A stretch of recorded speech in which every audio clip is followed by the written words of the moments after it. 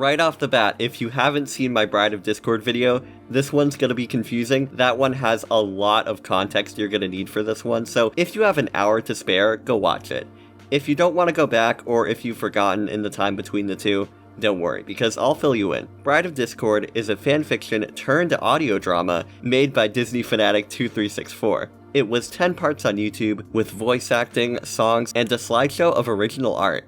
In my opinion, the series has some fun parts, and I love the earnestness of it, but there are some things that have bad implications and are a little uncomfortable. The story is a retelling of Beauty and the Beast, taking place in the MLP universe, where Discord forces Fluttershy to marry him. Against all odds, the two fall in love. So do Applejack and Spike in the story's B-plot, which didn't go over well with me because Spike's a little boy and Applejack's a grown woman.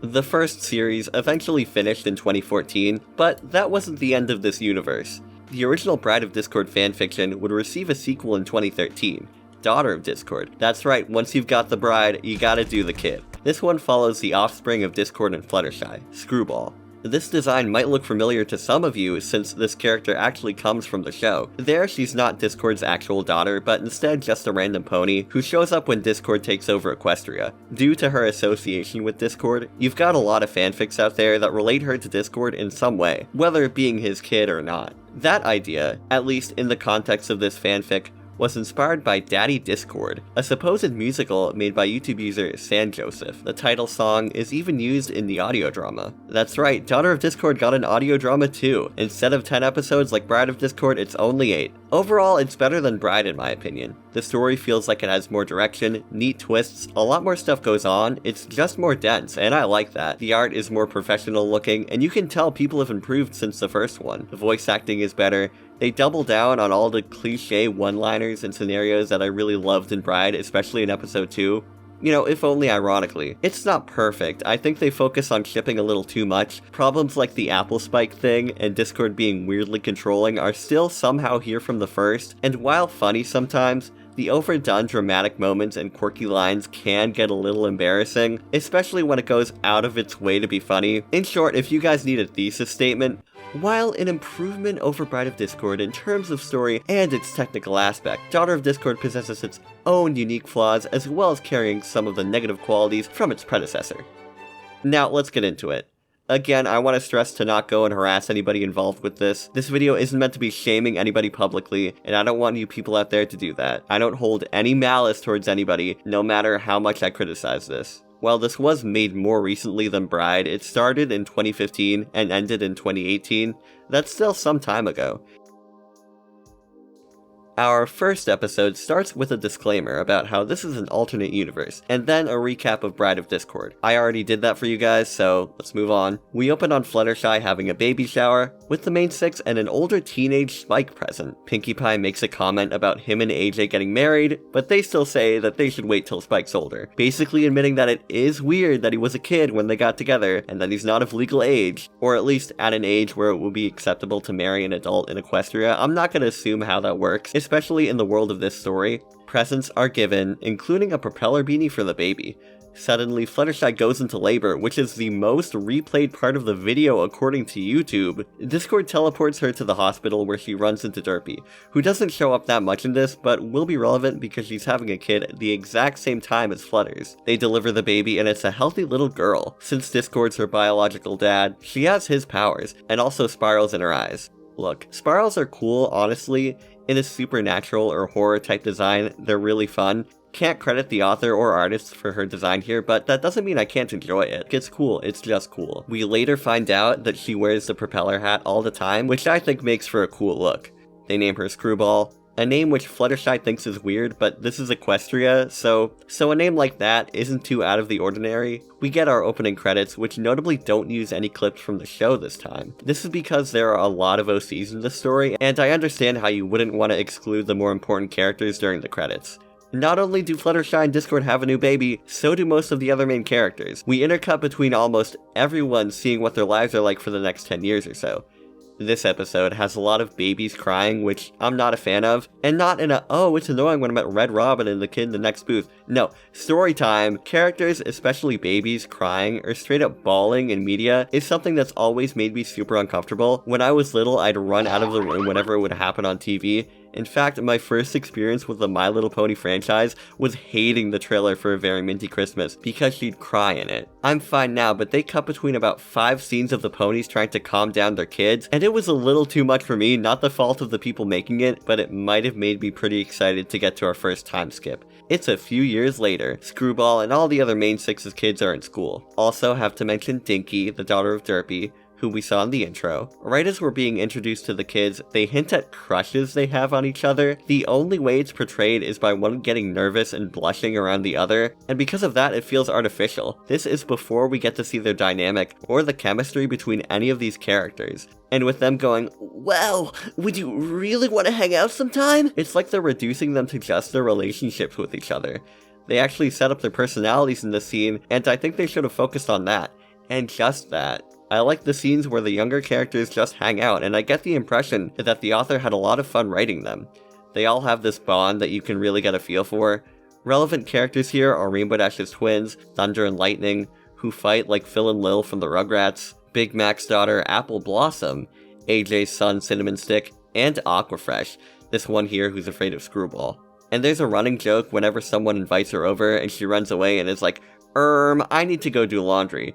It's very Disney Channel. Even the second time it happens, Rainbow Dash's daughter is all like, "Was it something I said?"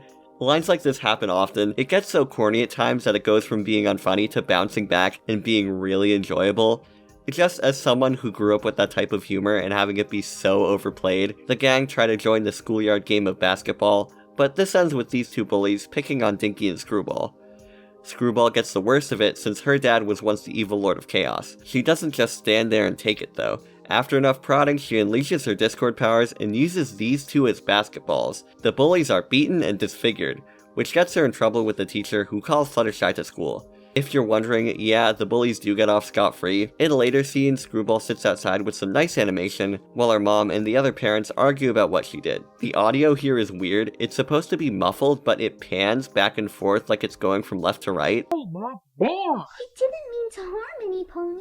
She is a menace! I don't know what that's supposed to represent, but that doesn't matter. Fluttershy is disappointed in Screwball, but Discord hears the story and loves it. He and Screwball have a shared love of chaos, and as we see, they enjoy causing mischief and pranking people. He and Fluttershy have this whole argument about how Screwball's gonna end up like Discord, which is bad. Wow, Fluttershy. I understand though, since Reformed Discord in this story is certainly more wild than Reformed Discord is in the show. He likes causing trouble a little too much, to the point where I'm questioning if he's that reformed. There also doesn't seem to be any maturity to him, like how he is in the show. Fluttershy says she needs to talk to him, and he teleports into the room like they're about to make out. Get it? Because he thought talk was code for something else. Fluttershy just wants to make sure her daughter isn't putting herself or anyone else in danger, and the two keep at it until she makes Discord sleep on the couch. And this is the love story that we spent 10 episodes developing last time. Maybe have a little more time pass before there's tension between the two. This is right after the end of Bride. I need to see more of these guys as a happy couple before we have anything between them like this. I get that in the story it's been a while, and no relationship is perfect, but I don't know. Discord's inability to read the room here, when Fluttershy's worried about their kid, and how clearly she expresses that, doesn't make me like him in this. He's even acting all creepy towards her. Like, look at this and tell me what's changed from the first one. This is a story we've seen before. A kid who's different for some supernatural reason uses their powers in an irresponsible way and has to deal with it with their family. First example that comes to mind with this is Dash from The Incredibles, but there are others for sure. I'm excited to see what they do with the characters so far, since we're only being introduced to everything here. Definitely looking forward to more of Screwball's friends, and to check back in with the other main 6 members. But we're gonna have to wait for all that, because episode 2, we're gonna meet an unusual friend. We open on Discord comforting Screwball when she has a nightmare. He tells her that she's not a monster for what she did that day, and he gives an example of a time he did something like that. The birthday party from Bride of Discord. And gives Screwball this piece of advice. Paraphrased, it's, when you mess up big time like he did back then, The only people who matter are the ones who forgive you. When Discord says that, he doesn't mean the other ponies who obviously would have forgiven him by then. He only refers to Fluttershy. I guess it's good advice if you're talking about which people to keep close to you and how you shouldn't try and please somebody who doesn't forgive you. But if I were him, I would add in something about growing and learning from your mistakes. That's what I'd like to hear from a Discord who's apparently done those things and cares about steering his kid in the right direction. They sing the Daddy Discord song, which is the only pre-existing one in this audio drama. The music, score, and vocal tracks were composed by True Sailor Comet. I commend the fact that they had original songs for the rest of this, and the score goes well with the dialogue. It reminds me of the musical stings they'd use in the show. This song is a cute rendition, but it doesn't go well with either of their voices. There's a song later on where Discord is belting out his lines, and he sounds way better in that. Anyways, it's the next morning. We see Screwball going out to play in the forest before we get introduced to Queen Chrysalis. Another fan favorite villain from MLP. She broods for a bit or whatever, and then calls over her son Mothball, a new character. She tells him that since it's his 12th birthday, he can finally go on his first hunt like they're playing wolves on the school playground.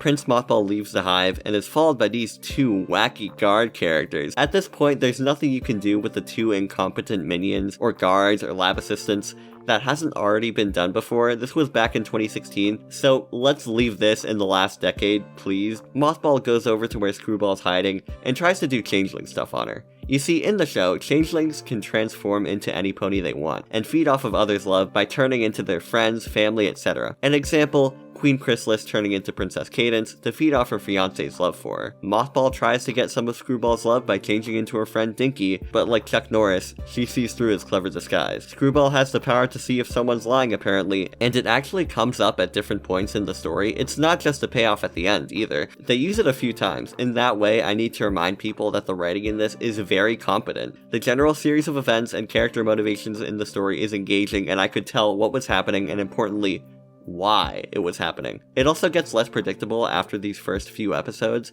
I was invested in seeing where the story goes. Mothball and Screwball actually hit it off. They even develop a little crush on each other, like all those ponies at school. Fluttershy and Discord go looking for their daughter, and upon seeing she's with a changeling, Discord loses it and is about to murder this kid, no questions asked. Chrysalis shows up to defend Mothball from Discord. These two confront each other, and Chrissy drops hints about her and Discord being exes. Ooh. They each take their kids and leave, as they softly say goodbye to each other. If the story here feels familiar, that's because it was inspired by The Lion King 2, with the star-crossed lovers, girl with a dad who doesn't approve, and the evil lady with the son. I haven't seen The Lion King 2, so I'm not really gonna get into comparisons. And also, it's The Lion King 2. I don't think they're doing a big disservice to that movie by taking parts from the story. At home, Discord has a whole speech about how awful changelings are, and how they break your heart and physically don't have them even. He's obviously projecting, but won't even admit to Fluttershy that they used to have a thing together, or at least that's what I assumed at that point. Chrysalis does play a part in his backstory, but it's a little more complicated. Back in her emo haircut days, she led Discord to Equestria, and once he got heartbroken by the princesses, Chrissy led the changelings to feed on the ponies there. He says she used him, but that's not the real reason he hates her. Turns out Chrysalis also disguised herself as Celestia to tell Discord he sucks, so that would make him mad and leave Equestria in ruin. In the audio drama, that last thing is treated as a big twist, when I think it's something Discord could and should have explained from the beginning. If Fluttershy can forgive all his other stuff, then she can probably understand. And wait a minute.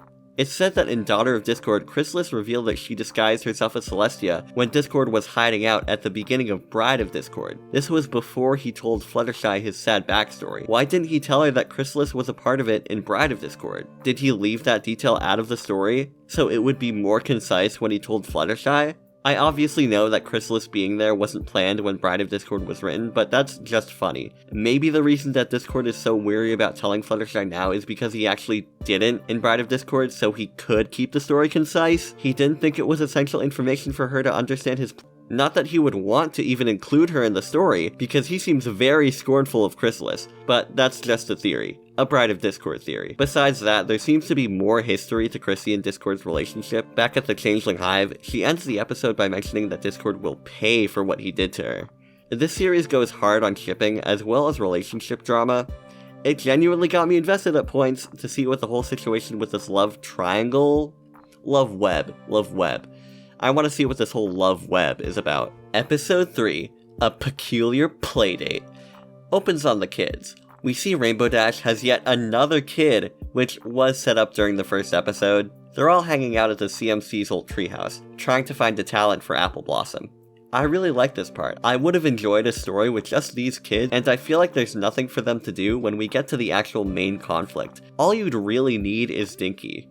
Maybe. But we know why they're here. Fan-made next-generation MLP kids are such a big thing in certain parts of the fandom. Making OCs that are somewhat based on popular characters is fun, and writing them into the world and having interactions with the main 6 as parental figures and hanging out with the other offspring is too. It's a very fanficky concept, but this is based on a fanfiction. You can tell the author is really invested in the characters they've created here, and whether that's a good thing for the story is up for debate. It can be a little distracting, especially for someone who's not as into the shipping between all of them. And I don't mean that in the polyamorous way, there's just a few pairs they set up I need to clarify. After the treehouse scene, we're given some world building about the changelings. If you'll notice, Mothball looks a little different than most. He's what's called a royal changeling. All the other changelings are jealous of him for the royal privileges he gets, and this gives him some kind of imposter syndrome. Later, he and Screwball hang out, and we learn for sure that changelings actually physically do not have hearts.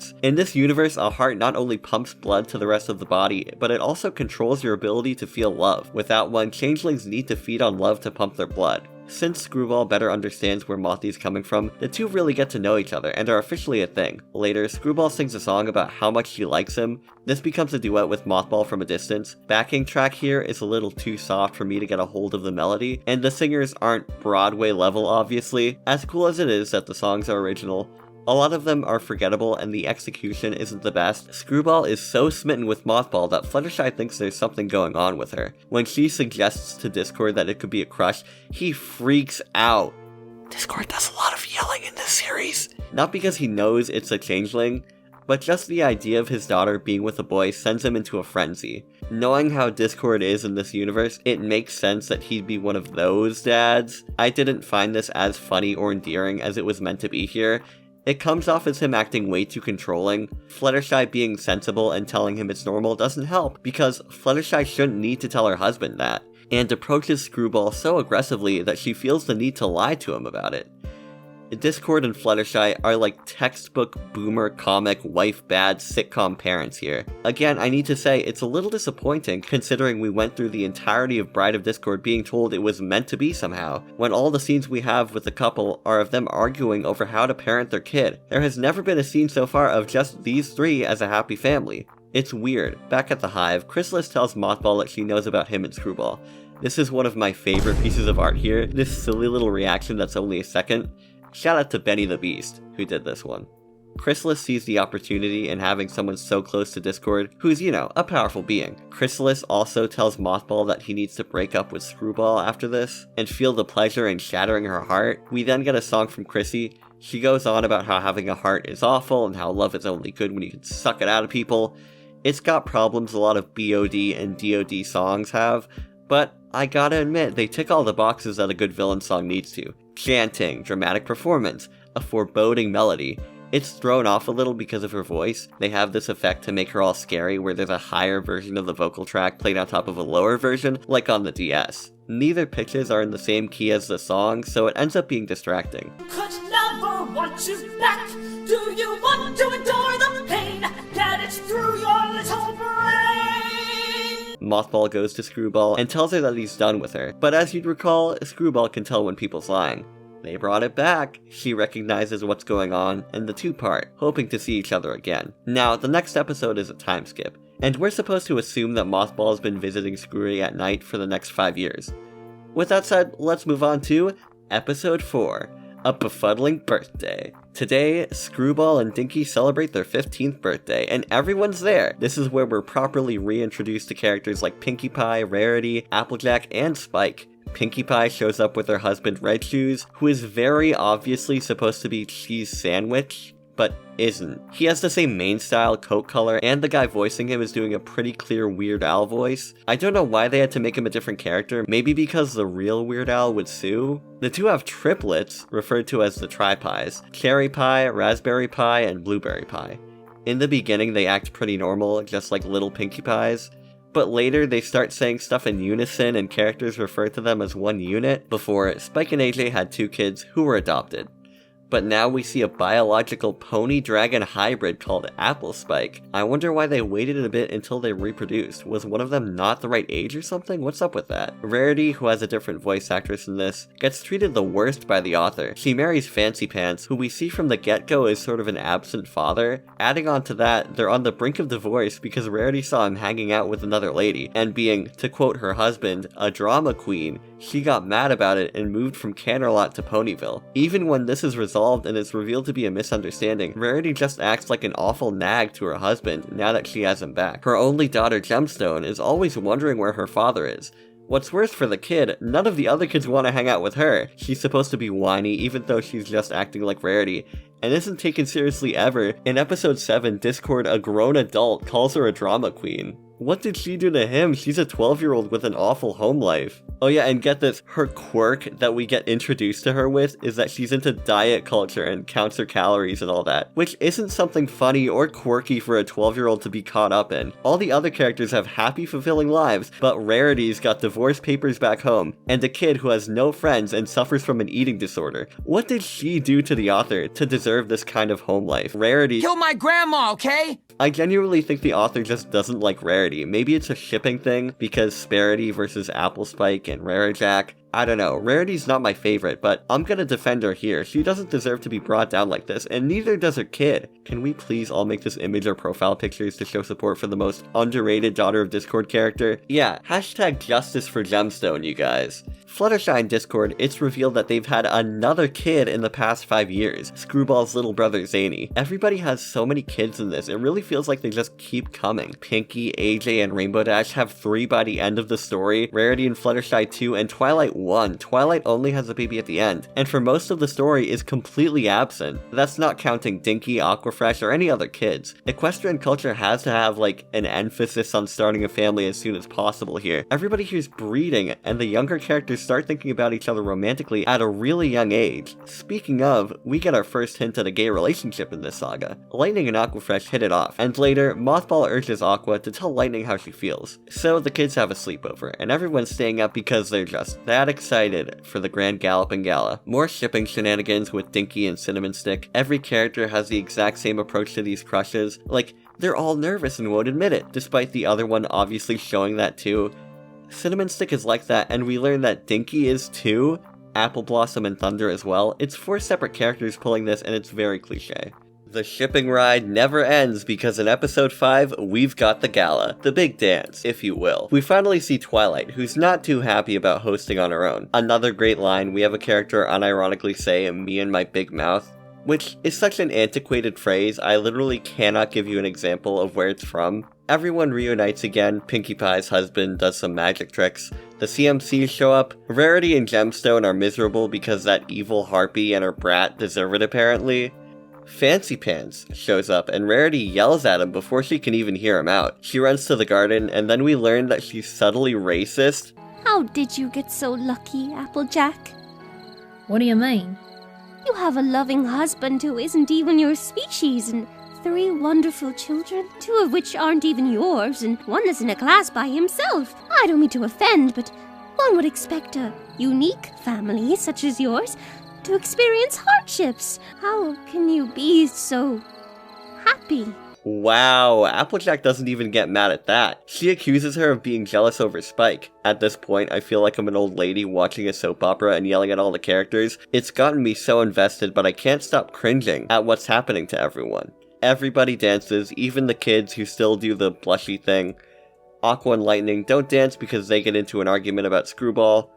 There goes that. A mysterious young pony shows up to dance with our protagonist, and she already knows who it is. The slow dance is accompanied by a song from Sweetie Belle, who can really sing, like, she does the best job. Discord sees Screwball with the boy, and for him, that's a big no-no. He follows them out to the garden, where Mothball reveals himself, and it's basically over. He ignores the pleas of his wife and tries to kill Mothball again. We get some more of Discord's classic yelling, which I feel like he does too much. He's written to be angry, but it happens so often that it doesn't give me any impact. Discord never screams in the show either, and I think he only really got angry once or twice. The voice actor doesn't even sound imposing when he does it. I liked him in the last episode of Bride, but after a few episodes in this, he sounds way too dorky. That's a part of why he's so immature to me. The performance is more like a middle schooler with anger issues, less like the redeemed Lord of Chaos. Mothball doesn't get wasted, thankfully. Screwball blasts Discord out of the way, and he can escape. But, as you'd imagine, he's not too happy about it. We end our episode with tension across the board. Discord, Fluttershy, Screwball, AJ, and Rarity. Episode 6 is just called Fights. It opens on Discord chewing out Screwball for being with a changeling, and how they're all evil monsters. Screwball and Fluttershy make the valid point that if Discord can be redeemed, so can a changeling. He doesn't take that to heart because he's what I like to call stupid. Screwball and Mothball have a talk before she goes back to the castle. Discord yells at her again, and she goes to her room. Rarity tries to ask Fluttershy how to improve her own marriage, since she and Discord are so happy. Are they? Fluttershy and Discord don't seem like an example you want to follow. Discord is so out of control that Fluttershy has to stop him, or at least try, whenever he acts like an ass. The idea of him even being out of control isn't really the way we should be looking at it, since their relationship should be on a mutual level. But Discord acts like an impulsive child that Fluttershy has to parent as well as Screwball. And speaking of Screwball, Fluttershy is given no say in how she's disciplined or anything. Discord has all that power for some reason. I'm not expecting them to be super devoted to each other and on the same page about everything, but if their relationship is as special as we're told it is in this saga, I'd want it to feel healthy. Dinky goes to see Screwball and tries to comfort her by singing a song. In order to set that up, we have this really bad meta joke about setting up the spontaneous musical number. It goes on for 3 minutes where they're like, what genre of song? I'll get the hats and the canes and set up the fake stage. Meta humor can be funny, but I think it's best when you don't draw attention to it, and it looks like that is the whole point of this scene here. All the self-referential stuff in this really doesn't hit for me. In this same episode, we have a joke where Twilight says the Uncle Ben line from Spider-Man, and Screwball's like, where have I heard that before? And later, Pinkie Pie goes on this whole thing about it being an alternate universe. Bride of Discord didn't really have that kind of humor, so seeing the sequel start to lean into that feels a little jarring. And the song here, I didn't even like it, so what's the point? Legitimately, it was one of the only 2 parts in this that I had to skip. Twilight brings Screwball to the throne room, like in the show with all the stained glass windows. She gets a speech about how she can either show up in these 2 ways, as a hero or a villain, which is a neat way of looking at it. The magic of friendship, she says, will help her when she needs it most. And she also says this. It may sound cheesy. Look, I'm putting my brony analysis hat on for this. Nobody in the MLP universe would say that. Friendship magic is something people know to take seriously, and they always play it straight. This is the MCU-ification of FIM. Later, we're at the Hive. Mothball relays some new info to Chrysalis about Discord and Flutters having another kid, and Chrissy wants to use this to their advantage. She's glad he told her about this, but not glad about Mothball wanting to be good. The boy gets sent to his room forever, as the Queen has a flashback. Once upon a time, she was a little girl with big eyes and love in her heart. Love for Discord. Her mother doesn't want her hanging out with him, so she makes her trick the young Draconequus into hating the ponies of Equestria. That's our big reveal, and the episode is over. Now, I've been pretty negative in this one, and I think to balance all that out, I should mention the things that I've liked about this audio drama, as a whole. Almost all the voice acting is better. Screwball's VA has some nice moments, Mothball's too. Fluttershy and most of the main 6 are good, except for Pinkie Pie. Sometimes I can't make out what words she's even saying. The kids, including Dinky, do a good job sounding young or cute or whatever each individual one is going for. Chrysalis is right on par with her voice from the show, and for some reason, so is Cheese Sandwich.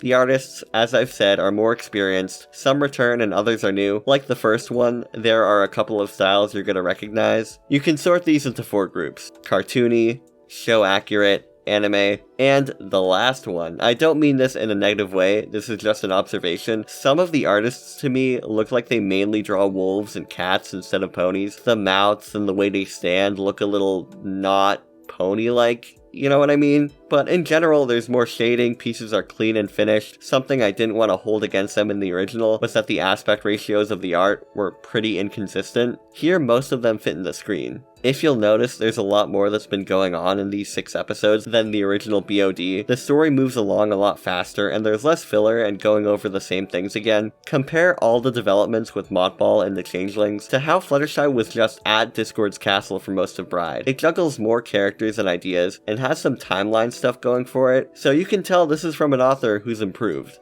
Here we are, the penultimate episode of Daughter of Discord. We open on the Fluttercord household, where it looks like Screwball isn't saying a word to Discord. She and the baby leave, and we're with Mothball. He escapes his room due to the 2 guards being distracted and talking about wigs. He tries to warn Screwball about the Queen's plan, but it's too late. At the market, Discord sees 2 changelings, disguised as Fluttershy and another random pony. They make it look like Fluttershy is cheating, and Discord goes berserk. The reaction he has to this is actually insane. He didn't even see the changeling saying anything to the other. He saw it from a ways away and ran off. He takes Screwball and the baby and goes around causing chaos because seeing Fluttershy with another man with 0 context made him remember how Celestia called him a freak once. But it wasn't Celestia, it was Chrysalis. There's no reason for him to have that as a bad memory of the ponies, if by that point in the story, if you'll remember, he knows that that was Celestia.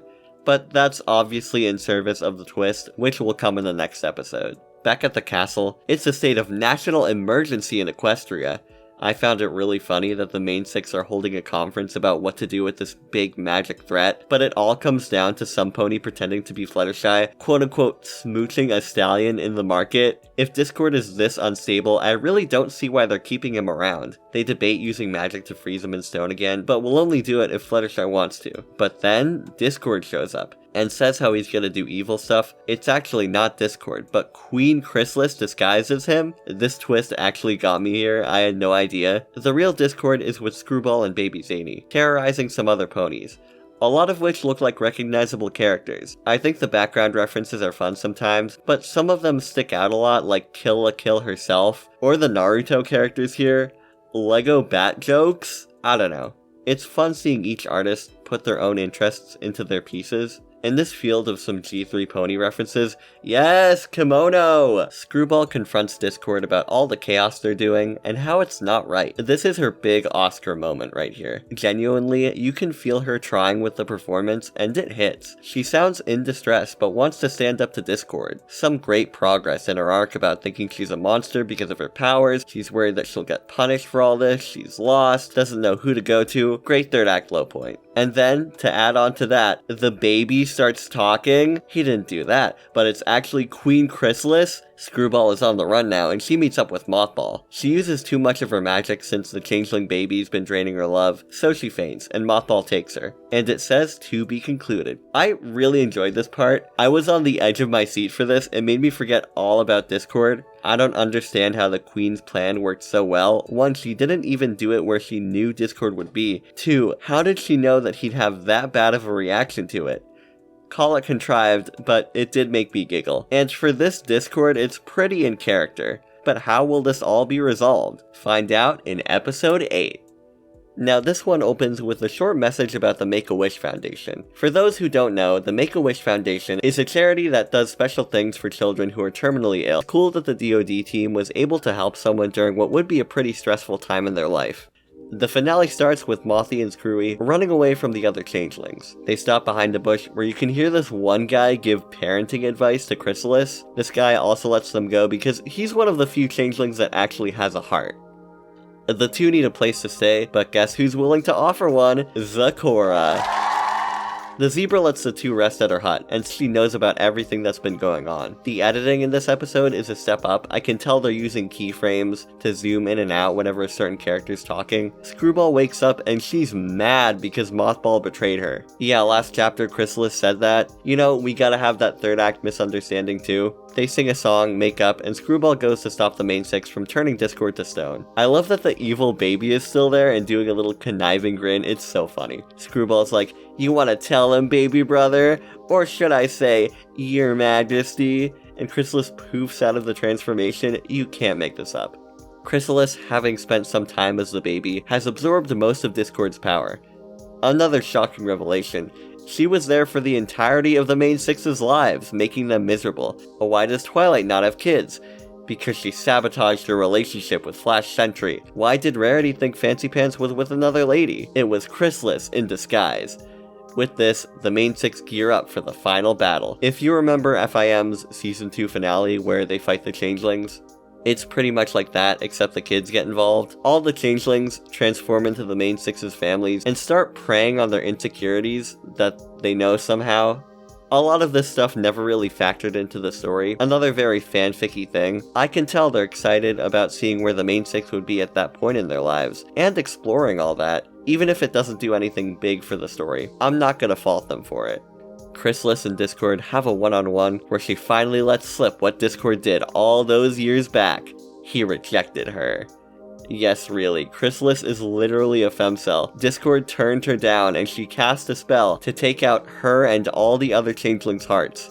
Of course, Mothball actually has one since all the other changelings are made by asexual reproduction, and to make a royal changeling, you need 2 changelings, but Chrysalis ate Mothball's father like a praying mantis. I think her backstory in this is actually pretty fun. Having a villain who looks like they'd have a tragic past, but really just took something personally, is neat. I think it's better than having a normal dark past, which could be overdone. In the end, our heroes win, but it looks like Fluttershy's about to stop being alive. This was the one other part I had to skip. Not because I was sad, but Discord holding her and being like, "Stay with me," went on for a little too long, and it happens twice in this episode. Screwball and Mothball's love saves the day, much to the dismay of Discord, who just has to live with it now. All the loose ends get tied up, except for Lightning and Aquafresh. What's so different about them that they can't be together? We zoom out, go back to that stained glass room in the castle, and we find out that this and Bride of Discord were narrated by Twilight, telling the story to these kids. They all argue about which part of the story was the best, including Rarity's second kid, who says that Gemstone should be in it more. All the characters sing a final song with some weird meta line about it being a generic finale. This is one of the best songs in this, don't sell yourself short, guys. And that's Daughter of Discord. After this, there were some continuations and spin-offs, mainly Son-in-Law of Discord, but I'm not gonna go into those. There's no audio drama adaptation for Son-in-Law, and I think this was the real peak of the series. I got tons of comments on the Bride of Discord video, saying how people watch Daughter of Discord too, or only watch Daughter and not Bride. I get why it's more popular. It's got more going for it, and it came out at a time where even more people were online. Also, you gotta factor in how during the mid-2010s, less MLP fan creations were coming out. A lack of other ones might have drawn people to it. Also, it's considerably less vulgar and violent than a lot of the other MLP fan stuff online. I wasn't around for either audio drama, but I see why it's such a big thing for people. They feel like complete movie-tier stories, while most other Brony content was short animations or fanfic readings. I liked Daughter of Discord more than I did Bride of Discord, that's for sure. Mostly because it feels more professional than what came before. Not super professional, but it's more. You can see so many improvements. Better art, voice acting, original music. The story, compared to Bride, is less meandering, with more plot threads and twists. Even some parts that people would call bad, I like. That being said, there are things I didn't like about this that somehow weren't even problems in the first one. Bride of Discord didn't shove in a million characters and ship them together. The story is so focused on relationships that it feels like that's all there is to the characters. There was also a lot of weird traditional gender role stuff in here. Most of the adult female characters have a husband and multiple kids, which isn't bad by default, but the treatment of the ones who maybe don't is a little unfortunate. Chrysalis's whole backstory and the lore behind the changelings is retconned to be about how she's a woman scorned and turned down by our quirky sitcom dad Discord. Twilight, the only main six member without a husband and kid, is banished to being a minor character, and it's later revealed the only reason she isn't married is because of evil magic. Rarity, who in the show is a successful business owner, is now a nagging, insecure single mother. That's the impression I got from it. Like the stuff I complained about in Bride, I doubt this was intentional, but if we're bringing up Bride of Discord, we gotta talk about Discord and Fluttershy. For some reason they aren't as happy together as I'd imagine. Even after he's past the holding his lover hostage thing, Discord still acts controlling to his daughter. The way he blows up in anger when Screwball even drops hints at being with a boy is a major red flag. How is he getting new red flags after he was redeemed in the last one? Discord's irrational, yells all the time, doesn't listen to anyone. What progress did Fluttershy really make on him? Maybe Mothball's gonna try and fix him more in Son-in-Law, but I feel like I'm content with the series. If you're actually gonna watch it, the only thing I'd really think would take you out of it would be some of the voice acting, crazy amount of shipping, and some other embarrassing moments. If Bride and or Daughter interest you, go give them a watch. Or if you haven't in a while and did when you were a kid, why not go watch it again? Before we end for real, I want to thank everyone for watching. If you want more videos like this, why not subscribe and click the notification bell so that you don't miss out on any new videos or live streams. Follow me on my other socials like Instagram, TikTok, Twitter for whatever random stuff I want to post. If this video comes out in July, I want people to know that I'm still doing Art Fight. If you want to follow or join me on there, that would be sweet. Shout out to my Yak Tier supporters on Patreon. Paisley, Gunnar Clovis, Mavis Likes Bugs, I Hate Gabby Braun with a Burning Passion, Lori Scissors, Olive, SR Nano, Allison Madden, Alex Kincaid, Johnny Punchfist, Keaton Cryer, Cascadiarch, Bad Bessie, Damian, Booth Taste, Marshmallow, Zeflo, and Goose Nerd. I can't think of a better outro, so until next time, goodbye.